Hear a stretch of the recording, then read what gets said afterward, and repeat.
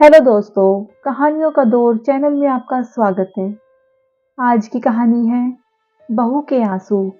तो चलिए कहानी शुरू करते हैं।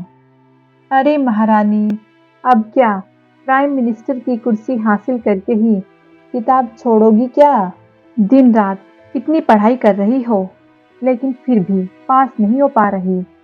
पढ़ाई का बहाना करके घर के कामों से जी चुराती हो। जाने कौन से ग्रह नक्षत्र में इसे अपने घर की बहू बनाकर लाई थी। पढ़ने वाले होते हैं, एक ही बार में पढ़ लेते हैं और उन्हें याद हो जाता है।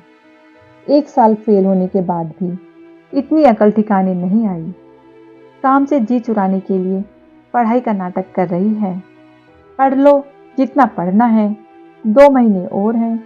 इसके बाद तुम्हें मैं यह कॉपी किताब सपने में भी देखने नहीं दूंगी। मैं बस अपने बेटे की वजह से लाचार हूँ। मेरा बस चलता तो मैं इस साल ही नहीं पढ़ने देती। फालतू के पैसे बर्बाद कर रही है। उर्मिला जी लगातार अपनी बहू को कोसे जा रही थी, ताने देती जा रही थी। उर्मिला जी की बहू रचना का बीएड हो गया था। अब वह आगे की तैयारी कर रही थी। सी टेट में उसके मार्क्स कम आ गए थे। शादी के बाद घर के कामों से रचना को पढ़ने का बिल्कुल समय नहीं मिलता था, जिसके चलते फेल हो गई थी। उर्मिला जी ने उसे इतनी सुनाई, इतनी गालियां दी, इतनी बातें सुनाई थी, इतने ताने दिए थे कि बेचारी रचना का रो रो कर बुरा हाल हो गया था। ससुराल में ऐसा कोई नहीं था जो उसका साथ दे सके, सिवाय उसके पति गौरव के। गौरव रचना को बहुत ही हौसला देता रहता था। वह बार बार कहता, तुम माँ की बातों पर ध्यान मत दिया करो। अगर तुम उनकी बातों पर ध्यान दोगी तो तुम्हारा पढ़ाई में बिल्कुल भी मन नहीं लगेगा। तो कुछ दिनों के लिए तुम बस माँ की बातों को इग्नोर करो, खूब मन लगाकर पढ़ाई करो। अगर इस बार तुम्हारा निकल गया तो कम से कम इस नरक से तो छुटकारा मिल जाएगा। बस यही बातें सोचकर रचना भी दिन रात करके पढ़ाई करती, लेकिन शायद उर्मिला जी उसे पढ़ने नहीं देना चाहती थी। इसलिए वह पढ़ाई के बीच में जब देखती थी रचना पढ़ने बैठी है, या तो इतना जोर जोर से चिल्लाती, उसे गालियां देती, या फिर उसे कुछ काम के लिए ही बार बार बुलाती रहती। उर्मिला जी की हरकतों से रचना बिल्कुल ही तंग आ गई थी। ऊपर से सोने पर सुहागा उसकी ननद रश्मि, दोनों माँ बेटी की जोड़ी मिलकर रचना का जीना भी मुश्किल कर रखा था। एक दिन ऐसे ही गांव की एक काकी आई। उर्मिला जी उनको बैठाते हुए और अपनी बहू रचना को सुनाते हुए तेज तेज बोलने लगी। जी जी, आप बैठो, मैं चाय बनाकर लाती हूँ। अरे तुम क्यों चाय बनाने जा रही हो? बहू नहीं है क्या?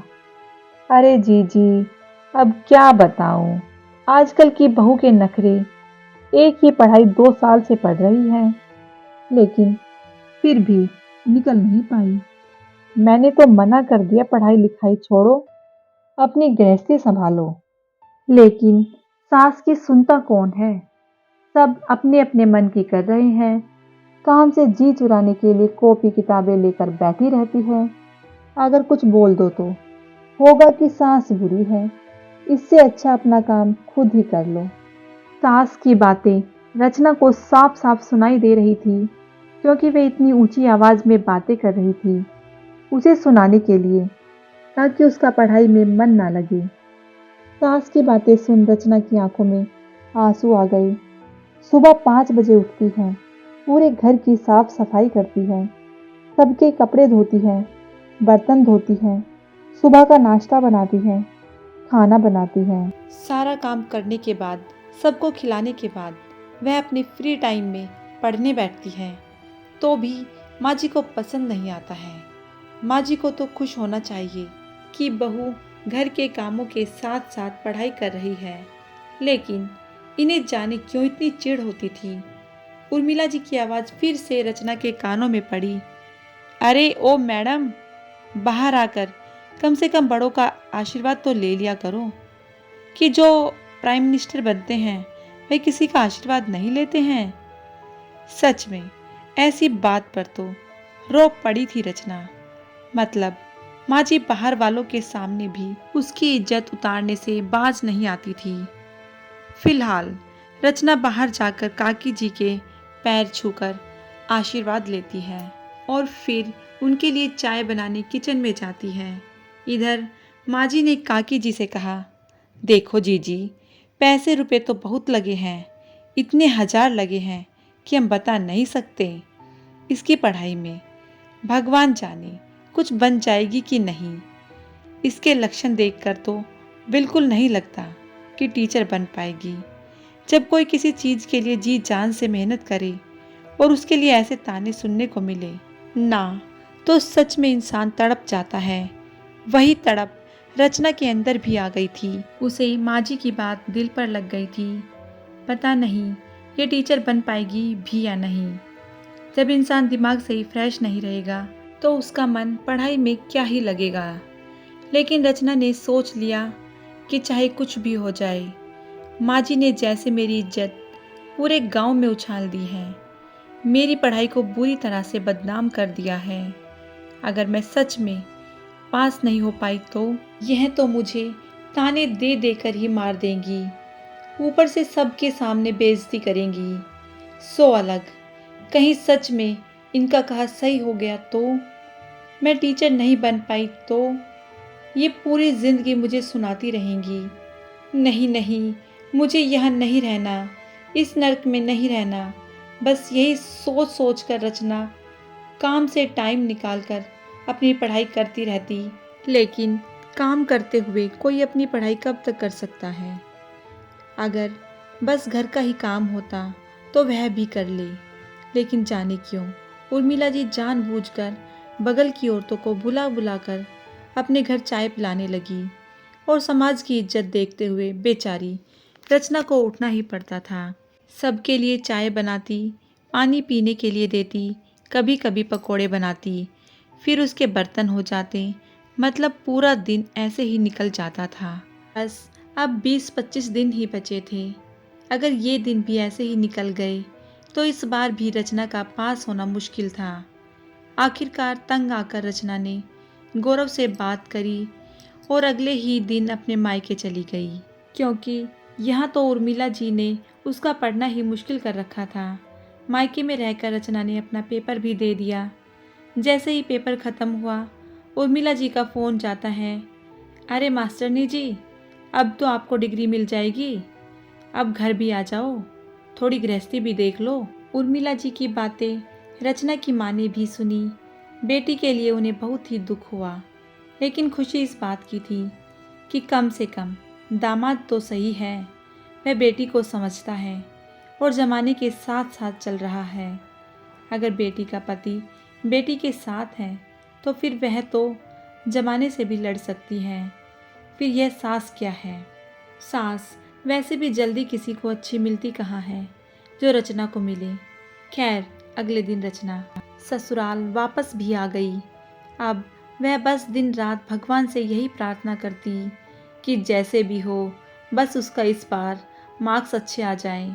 नहीं तो माँ जी का खौफ उसके दिल में बुरी तरह से बैठ गया था। उसे पता था कि अगर इस बार वह फेल हो गई तो माँ जी उसे जीते जी मार डालेंगी और फिर दोबारा उसे पढ़ने भी नहीं देंगी। लेकिन रचना की मेहनत रंग लाई और आखिरकार वह टीचर बन गई। लेकिन रचना की जॉइनिंग दूसरे शहर में हुई थी, इसलिए रचना गौरव के साथ जाने की तैयारी करने लगी। लेकिन उर्मिला जी का मूड बिल्कुल ही खराब हो चुका था। अब वह अकेली होने वाली थी। उन्होंने रचना से कहा, बहू, जब जब छुट्टी मिले तो सीधे घर ही आया करो। बहू? माँ जी, आपने मुझे बहू कहा? इससे पहले तो आप मुझे मैडम जी कह के ताने देती थी, और जब मैं सच में मैडम जी बन गई तो आप मुझे बहू कह रही हैं। क्यों माँ जी, आप मुझे अभी भी मैडम जी कहिए, क्योंकि आपके इन्हीं तानों से मुझे पढ़ने की प्रेरणा मिली थी। मैं इस नर्क से दूर जाना चाहती थी जहाँ आपने मेरा जीना मुश्किल कर रखा था। जानबूझकर लोगों को घर में बुलाती गई, मेरी बेइज्जती करती गई।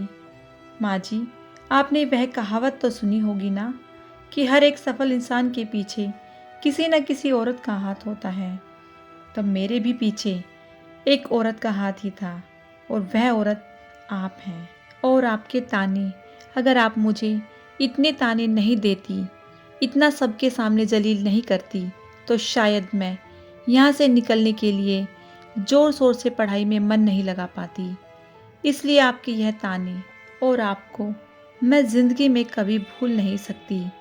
कहते हुए उर्मिला जी के पांव छूकर गौरव और रचना दोनों ही निकल जाते हैं और बेचारी उर्मिला जी अपना सा मुंह लेकर खड़े खड़े दोनों को जाते हुए देखती रह जाती हैं।